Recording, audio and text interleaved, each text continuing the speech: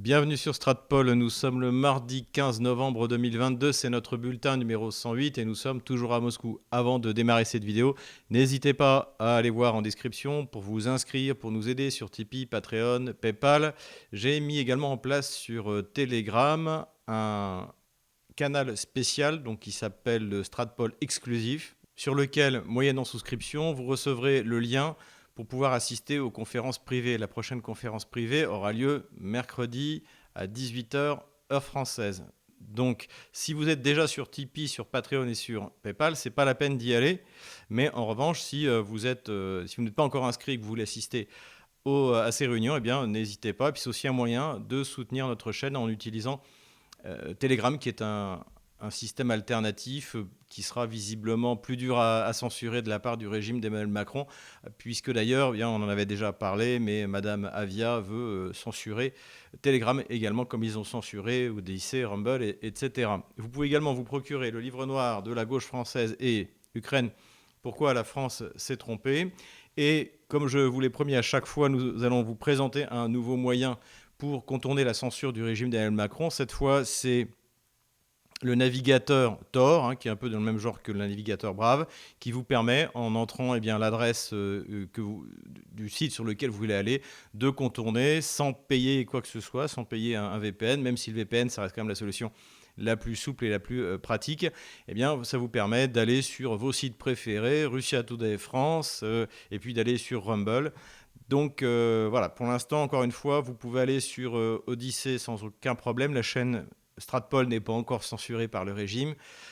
YouTube a complètement clos notre chaîne. Et vous pouvez aller sur Rumble également, parce que je sais que le débit est meilleur que sur Odyssey. Mais pour ça, donc, il vous faut soit utiliser Brave, Tor ou un VPN. Voilà pour ce qui est de la lutte contre la censure. Mais passons maintenant immédiatement au sujet de la semaine.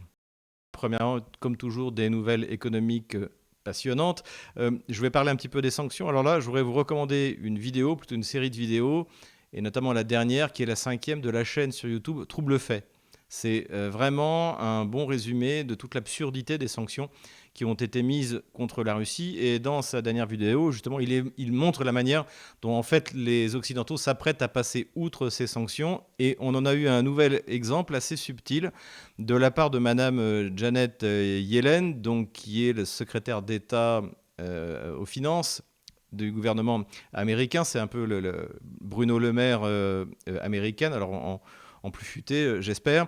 Et donc, cette dame a fait une déclaration assez étonnante, puisqu'elle a précisé que les tiers qui voulaient acheter du pétrole russe pourraient le faire sans respecter le cap qui a été placé essentiellement d'ailleurs par l'Union européenne, parce que pour l'instant les États-Unis hésitent énormément, c'est ce qu'explique la chaîne Trouble Fait, et que tout ce que leur demandaient en fait les Occidentaux, c'était de ne pas utiliser des transporteurs et des assurances occidentale. Donc, ce que fait en fait Madame Yellen, c'est qu'elle essaie d'éviter que ce cap qui a été mis sur le pétrole russe, qui doit être mis en place à partir du 5 décembre, mais qui à mon avis sera contourné d'une manière ou d'une autre, eh bien, ne provoque pas une catastrophe sur les marchés pétroliers qui évidemment se répercuteront quoi qu'il arrive sur les États-Unis.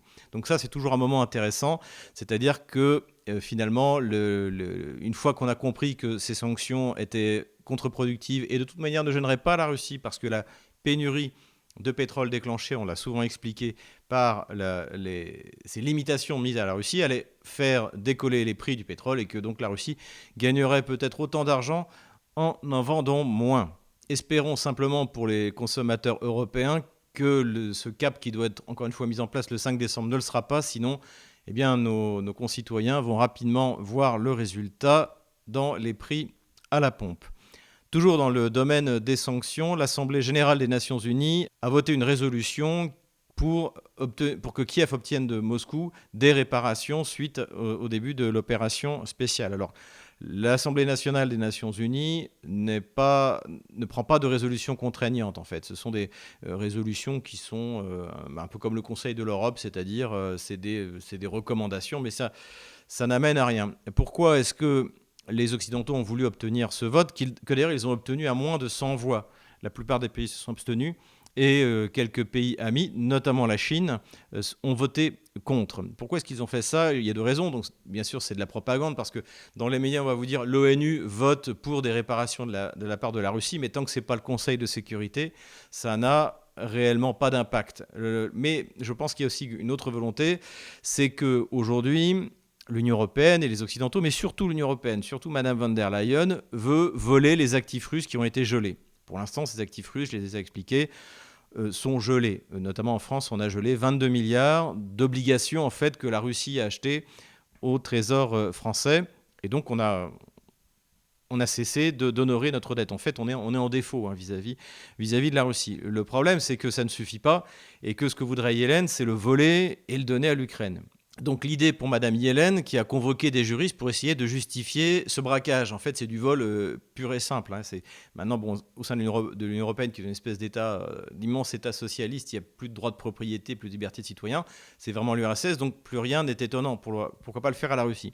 Le problème, c'est que même si jamais, grâce à cette résolution, ou une résolution du Conseil de l'Europe, ou de n'importe quelle assemblée, ou du Parlement européen est prise, ça consistera, quoi qu'il arrive, un vol, et ça détruira la confiance des investisseurs potentiels vis-à-vis des dettes du Trésor, des obligations émises notamment par le Trésor français. Et c'est d'autant plus important parce que, comme on l'a expliqué, la France est un pays surendetté. C'est le pays le plus endetté d'Europe, je crois, peut-être avec la Grèce et l'Italie. On est à 114, ça doit être en réalité 130% du PIB. Donc la France est un pays extrêmement mal géré qui a tenu jusque-là en vendant de la dette, des obligations. Mais si jamais elle vole définitivement cet argent qui appartient à la Russie, mais quel est le pays sérieux qui va accepter d'acheter de la dette française? Est-ce que l'Arabie Saoudite va acheter notre dette, sachant qu'en fait, tout d'un coup, si Emmanuel Macron, sur un caprice, parce que les femmes saoudiennes portent des voiles, eh bien, va décider de geler les avoirs de l'Arabie Saoudite? Ou ça peut être comme ça pour n'importe quel pays, grand pays riche, capable et suffisamment fou pour encore acheter de la dette socialiste française. Donc voilà où on en est. Ce qui est clair, c'est que cela représente un effort des Occidentaux pour essayer, encore une fois, de voler les 300 milliards de dollars qui appartiennent à la Russie et qui ont été gelés. En tout cas, ce qui est clair, c'est que ces gels ont déjà eu une bonne chose, c'est qu'ils sont en train de détruire l'euro. L'euro n'est plus une monnaie de réserve, ne le sera plus jamais. Et la question, c'est comment est-ce que cette histoire tragicomique, donc qui est l'histoire de l'euro, va se terminer. Voilà pour les questions économiques. Passons maintenant aux questions internationales. Il y a eu bien sûr la réunion du G20 qui a montré une fois de plus qu'il y avait d'un côté les pays occidentaux et de l'autre côté eh bien, le reste du monde, notamment ces grands pays qui décollent économiquement, comme l'Indonésie, donc, puisque le G20 avait lieu à Jakarta. Et d'ailleurs, le président indonésien, dans son adresse, a incité les pays occidentaux, leur a fait la morale de se comporter autrement avec la Russie. Donc j'ai trouvé ça pas mal, mais je n'irai pas plus loin sur ce sujet parce que demain, je vais tourner dans les studios de Russia Today France une émission spéciale du Grand Échiquier sur ce G20. Donc je m'arrête là pour mon bulletin sur cette question. Et nous arrivons aux questions militaires. Et évidemment, aujourd'hui où je tourne cette vidéo, donc encore une fois, nous sommes mardi 15 novembre, eh bien, on a assisté à un nouveau bombardement massif. Des dizaines, plus de 40 missiles russes ont été tirés sur les infrastructures critiques, essentiellement électriques, de l'Ukraine.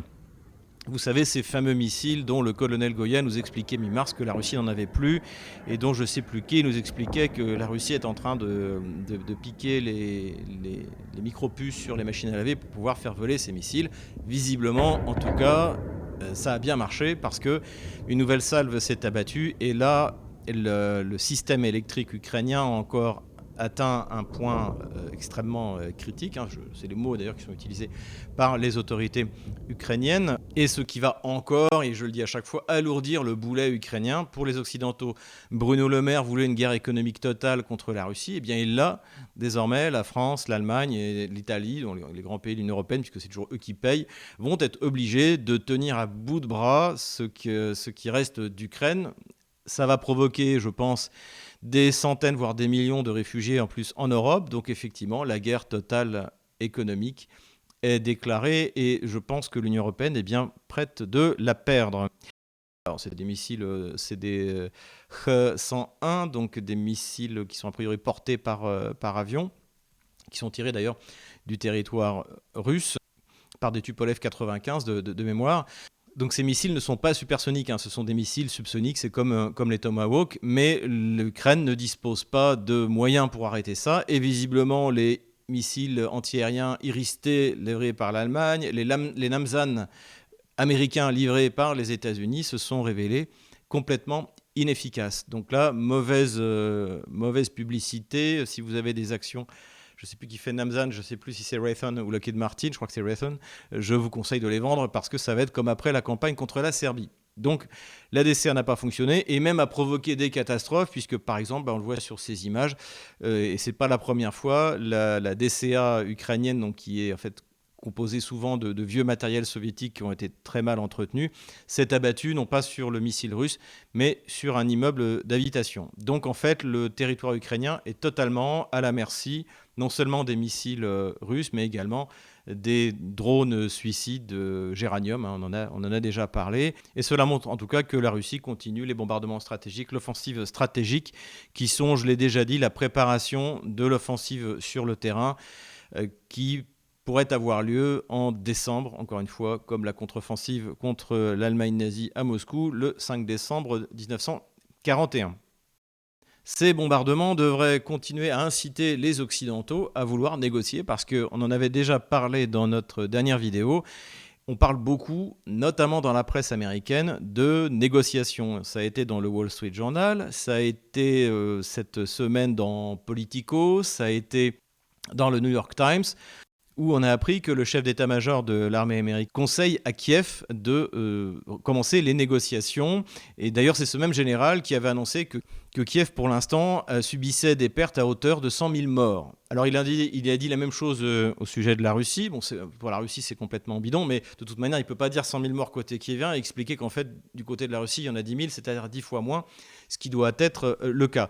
En tout cas, ce qui est impressionnant, c'est qu'il donne ce genre de chiffres catastrophiques, tout simplement pour la propagande ukrainienne, qui prétend avoir 10 fois moins.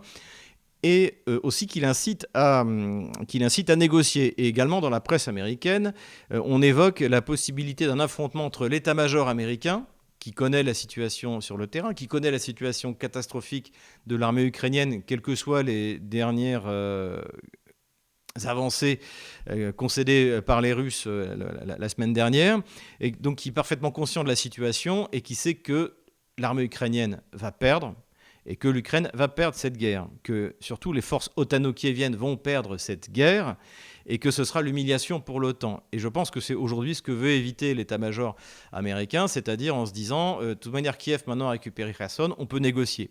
Et je pense même qu'une partie des élites américaines est prête à abandonner les terres conquises par la Russie, sauf peut-être Kherson, de faire du Dniepr une nouvelle frontière, et même d'abandonner la partie du Donbass, puisque les Américains ne sont pas stupides, et ils savent pertinemment que jamais la Russie ne cessera cette guerre tant que le Donbass n'aura pas été complètement libéré. Voilà ce que pensent les États-Unis. Alors, certains événements semblent aller dans ce sens, notamment il y a eu cette rencontre qui a été reconnue à la fois par le côté américain et par le côté russe, entre le conseiller de Joe Biden, Sullivan, et le chef des services secrets extérieurs, l'équivalent de DGSE en Russie, donc du SVR, M. Narychkin. Ils se sont rencontrés à Ankara et ont-ils dit officiellement pour éviter une escalade nucléaire, ça on l'avait bien compris, de toute manière. Comme contrairement à la diplomatie française, ce sont des professionnels, ils ne vont pas dire de quoi ils ont parlé, mais il est évident que Washington est venu avec une proposition. Et encore une fois, je pense que Washington serait prêt même à abandonner les territoires, la mer d'Azov, si jamais les Russes acceptaient de ne pas avancer jusqu'à Odessa. Et moi, je pense que les Russes iront jusqu'à Odessa, sinon il faudra remettre le couvert dans 5 ans. Voilà un peu ce que je pense. Voilà pourquoi on parle beaucoup de négociations.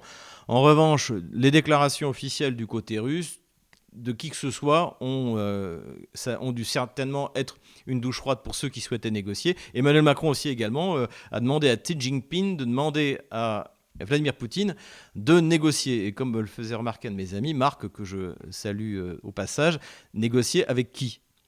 Encore une fois, la Russie ne négociera pas avec Zelensky qui ne décide de rien. Tout est décidé par Washington. Donc un jour, il y aura des négociations entre Vladimir Poutine et Joe Biden ou celui qui lui change les piles.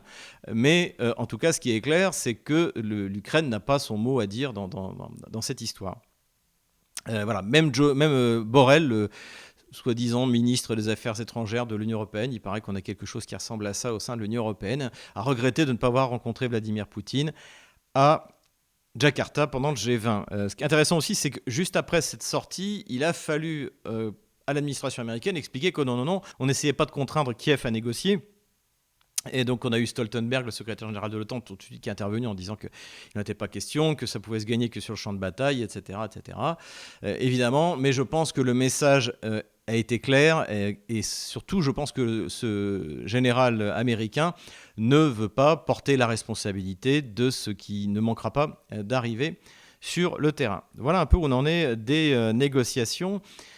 Et ce qui est intéressant aussi, c'est que ça arrive au lendemain de la prise de Kherson. Donc évidemment, du côté américain, voilà, les Russes ont perdu Kherson, on veut dire que les Kieviens ont sauvé la face, les Russes ont une bonne raison d'aller négocier, si jamais surtout on fait des concessions. Et en revanche, il y a aussi une autre raison que j'ai dit, c'est que et le Pentagone, et je pense d'ailleurs le ministère de la Défense français, enfin en tout cas au niveau d'état-major, on est parfaitement au courant de l'état de l'armée ukrainienne et de l'avenir de cette guerre de l'OTAN contre la Russie. Et d'ailleurs, je recommande alors pour les anglophones les analyses du colonel McGregor, donc qui est un ancien du ministère de la Défense américain sous Trump et qui intervient. Alors lui, il y a beaucoup plus de liberté d'expression. C'est pas idéal, mais par rapport à la France, c'est même pas comparable. En France, on a que Dourakovliev, Gamelin-Goya et compagnie. Sur les grandes chaînes américaines, de temps en temps, eh bien, on a un Scott Ritter, on a un McGregor, notamment, bien sûr, sur Fox News, interviewé par l'excellent Tucker Carlson. Et là, il a donné une interview dans laquelle, lui, il dit carrément que, de toute manière, Kherson, c'est la volonté de la Russie de récupérer des troupes. Et ça, c'est vrai que c'est quelque chose que je n'avais pas dit, mais des troupes d'excellente qualité. Il y a des parachutistes, il y a des gens qui ont une expérience de 8 mois de la guerre, qui ont besoin de se reposer, qui ont besoin et aussi d'encadrer, encore une fois, cette armée de mobilisés qui est en train de se mettre en place, qui s'entraîne.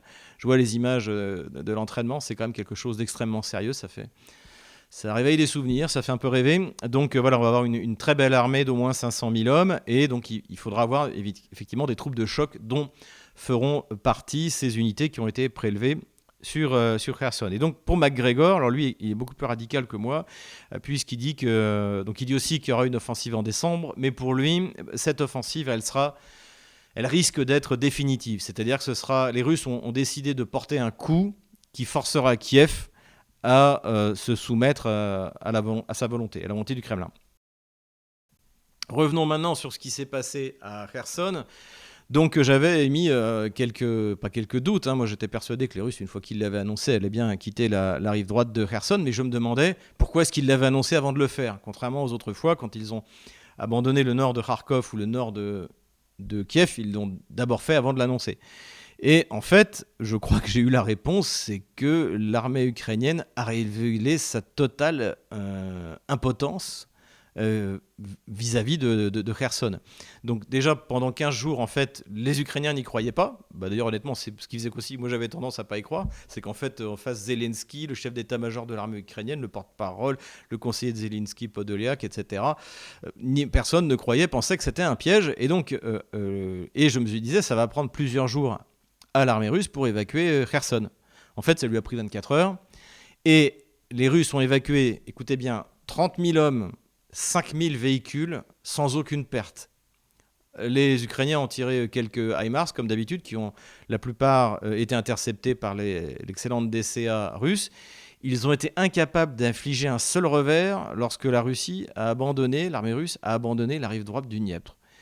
Ce qui prouve que, en fait, ils n'étaient absolument pas capables de prendre Kherson. Ce qui est évident, c'est que Sourovikine le savait, et c'est pour ça d'ailleurs qu'il s'est permis le luxe d'annoncer avant de le faire l'évacuation de l'armée russe. Et d'ailleurs, l'armée ukrainienne a été terrorisée pendant quasiment 48 heures et a très peu avancé sur le terrain, parce qu'en plus, chaque fois qu'elle avançait, elle se faisait détruire. Parce que malgré tout, les Russes ne sont pas si loin. Et avec les Lancet, avec sa supériorité en artillerie et en aviation, ils peuvent continuer à détruire dans la steppe, ce qu'ils font depuis le début, l'armée ukrainienne. Donc on a assisté à quelque chose d'assez incroyable, c'est-à-dire que au lieu de lancer une offensive immédiatement, donc, puisque soi-disant il y avait des troupes massées pour prendre Kherson, ils sont restés là et ils ont laissé une armée en retraite partir tranquillement. Je crois que là encore, les Ukrainiens à chaque fois nous épatent. Ils font des choses qui sont jamais vues dans l'histoire de la guerre. Donc ils ont d'abord envoyé quelques forces spéciales et puis finalement l'armée a fini par y rentrer. Il reste à Kherson une quarantaine de milliers de civils. L'essentiel est passé du côté russe pour être protégé, notamment les forces vives et puis ceux qui ont bien sûr collaboré avec l'administration russe et ceux qui ne veulent pas être mobilisés pour les opérations suicides permanentes de l'armée ukrainienne sur le front. Donc tous ces gens-là sont passés de l'autre côté. Et il reste des gens, et il y en avait, le référendum, je crois que ça va être quelque chose comme 88% ou 80%, bon, peu importe. Donc il y a des gens qui étaient encore pro-kieviens, très peu. D'ailleurs, on a vu, c'est pas du tout la libération de Paris, contrairement à ce que certains ont dit. Et on a vu des scènes assez tristes qui ont été montrées d'ailleurs dans les médias occidentaux, mais là, évidemment, ça les choque pas. On voyait des gens attachés à des pylônes, insultés par la foule. Ce qu'il faut voir, c'est que tous ceux qui ont réellement collaboré avec les Russes, eux, ont été transférés de l'autre côté. Donc visiblement, d'ailleurs on le voit sur une des images où il y a un ukro-nazi qui se filme en train d'humilier, de tourmenter un malheureux en montrant son billet, son voyenné-billet, c'est-à-dire son carnet de recrutement qu'il a dû avoir à l'époque soviétique, si ça se trouve. Parce que, en gros, ça n'a pas changé. Donc, visiblement, il s'acharne sur les malheureux qui, encore une fois, comme c'était le cas à Boutcha, ont eu le malheur un jour de faire un sourire à un soldat russe. Donc voilà, ça va être, de toute manière, il n'y a rien à attendre de la part des ukro-nazis. Mais ce qui est triste, c'est qu'en plus, ces gens-là, visiblement, qui sont restés, n'ont rien à se reprocher de ce point de vue-là, en tout cas de ce que leur reprochent les ukro-nazis. Voilà, c'est triste, mais en tout cas, ce que ça a montré, c'était l'impotence de l'armée ukrainienne. Et d'ailleurs, c'est quelque chose qui m'avait frappé, c'est y compris ces images qu'ils ont pris eux-mêmes. Ça ressemble davantage à des colonnes de gitans qu'à des colonnes militaires. Par exemple, vous voyez cette colonne, ça date de début novembre. Donc déjà, on voit des véhicules absolument pas adaptés, donc nos fameux VAB, des Husky, donc des véhicules à roues très peu adaptés. D'ailleurs, il y a un DEVAB qui est déjà en panne, avant même de démarrer. Et puis là, on a vu également arriver vers Kherson, donc pareil, des pick-up, des colonnes extrêmement hétéroclites. Donc ça donne une idée, je pense, de l'état de l'armée ukrainienne. Et je pense que désormais, les techniques qui sont encore en état de fonctionner sont en train d'être transférées du côté du front de Kharkov ou du côté du front du Donbass ou de Zaporozhye. En tout cas, on verra. En tout cas, ce qu'on a vu est pas brillant et on comprend que les Washington poussent Kiev à négocier. Voilà pour la retraite de Kherson. En tout cas, ce que je retire de cet épisode, c'est que la Russie ne va pas négocier. Vladimir Poutine n'a pas mobilisé 300 000 hommes pour rester l'arme au pied et concéder que ces territoires, qui encore une fois sont russes, c'est-à-dire cette nouvelle Russie qui va d'Odessa à Kharkov, puissent être livrés à un régime kievien dirigé par l'OTAN avec la complicité de groupuscules ukro-nazis. Voilà où on en est par rapport à ça. Nous revoilà donc sur la carte militaire. Alors ça va être assez rapide parce que le front n'a pas beaucoup bougé. Donc on va commencer tout de suite par Kherson. Donc là, bien comme je l'avais annoncé, mais il ne faut pas être un grand génie pour trouver ça, bien, le front maintenant c'est le fleuve, donc le Dniepr. Ce qui est quand même, il y a un point intéressant tout de même. Les Kieviens ont tenté une intoxication comme quoi ils seraient déjà en train de percer, donc ils auraient franchi le pont d'Antonovka à cet endroit-là et ce serait déjà en train de combattre dans la localité de Lechki à cet endroit-là.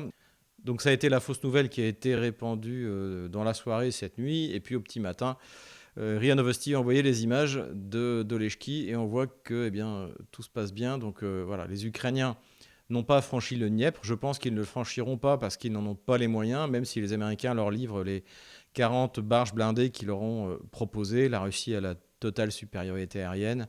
Une artillerie qui joue à 10 contre 1 et vraisemblablement maintenant à 15 contre 1, d'autant plus qu'il y a un gros problème de munitions pour l'armée ukrainienne, à tel point que Washington est en train d'essayer de racheter 100 000 obus de 155 mm à la Corée du Sud. Ça a été annoncé pas érupteur, donc sachant que la Corée du Sud, en principe, n'est pas d'accord pour fournir de l'armement à l'Ukraine. Donc ça voudrait dire que les Américains l'achèteraient sans dire où ça va être livré et qu'ils le livreraient quand même à l'Ukraine, ce qui est normalement interdit dans le commerce des armes, puisqu'il y a un certificat d'utilisateur final, et vous n'avez pas le droit de vendre une arme si vous n'avez pas l'autorisation de celui qui vous l'a vendue. Voilà.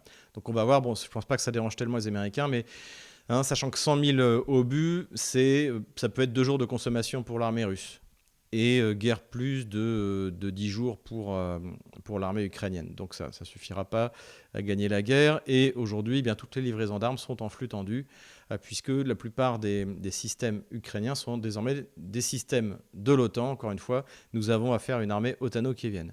Donc tout a été plutôt calme le long du Dniepr. Pas de tentative de s'emparer d'Energodar. Les Kieviens sont en train de redéployer leurs forces sur cette ligne de front, les forces qui étaient dans la région de Kherson, et les Russes en font autant. Pas de grandes avancées, mais des petites avancées qui comptent sur le front sud du Donbass. D'après l'état-major ukrainien, les Russes auraient lancé une attaque contre ce village de Vremovka. C'est pour ça que j'ai un peu décalé la ligne. Ça ne veut pas dire que le village est pris. Quand généralement je coupe au milieu d'un village, ça veut dire qu'il y a des combats dans ce village-là. Donc les Russes continueraient d'avancer dans cette direction. Du côté d'Ougledar, donc dans la même zone, Ougledar c'est ici, la ville de Pavlovka, qui est en fait plus grosse qu'Ougledar, mais qui est en contrebas alors que Ougledar est plutôt sur les hauteurs, a été complètement prise et nettoyée par les troupes russes, donc ce qui va contribuer encore à isoler Marinka. Cette fois, l'isolement est fait, et ce qui fait que, d'après les informations, les Russes seraient également en train d'avancer du côté de Vodiane. Là, on est un bout de la ligne Maginot. Alors, pas la plus fortifiée, mais c'est tout de même significatif. Et surtout, là, les Russes seraient, donc c'est pour ça que j'ai sans que ce soit confirmé, mais ils seraient en train de combattre à l'intérieur de Novomikhailovka, de s'en emparer. Donc là aussi, c'est important, c'est la ligne Maginot, et ça avance bien. Pour le reste du front, donc confirmation, Opitné ici a bien été libéré et Vodiane est en train de tomber. Donc petit à petit, Avdiivka est en train d'être encerclé. Ce qu'il faut espérer, c'est que les Kieviens soient aussi stupides qu'avec Mariupol et qui décident de faire un Festung Befehl, une forteresse, et ce qui permettra à l'armée russe de faire quelques centaines, pourquoi pas quelques milliers de prisonniers. Il serait au moins 2000 ici. En tout cas, bon, de ce qu'on en sait. On remonte toujours vers le nord. Ici aussi, je n'ai pas plus de détails, mais visiblement, les troupes de Wagner avancent dans leur encerclement de cette forteresse, mais je n'ai pas de détails particuliers. De toute manière, on a tout avec 2-3 jours de retard. Je pense que c'est délibéré. Ici, c'est pareil, les combats continuent. C'est pas qu'il ne se passe rien, mais pour l'instant, pas d'avancée notable depuis la prise de Belogorovka par les troupes russes. Sur le front de Kharkov, donc les Ukrainiens tous les jours lancent des offensives qu'on pourrait quasiment appeler de suicide, qui leur coûtent extrêmement cher, mais visiblement peu importe. Ce qu'on avait dit la dernière fois, c'est confirmé. On a eu quelques images. Donc je montre juste la première partie parce que c'est intéressant. Le véhicule qu'on voit là, c'est un Bushmaster. C'est un véhicule australien qui est fait, comme son nom l'indique, pour manœuvrer dans le bush et pas pour faire la guerre dans la boue du Donbass. Donc c'est le genre d'opération qu'on a, ces véhicules sont jetés à découvert. En plus, je l'ai dit, la verdure a quasiment disparu des arbres, donc c'est extrêmement difficile. Et c'est des offensives qui coûtent très cher, très très cher.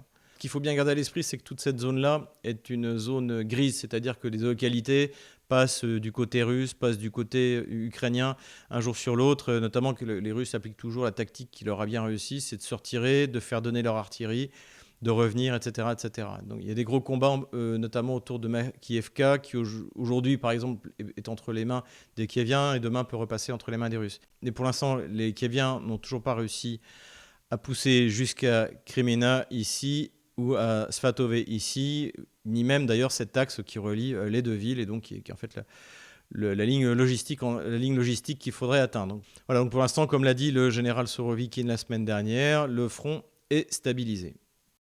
Voilà où on en est au 15 novembre 2022. Je supprime la ligne de front de la semaine dernière et voilà à quoi ressemble le front aujourd'hui.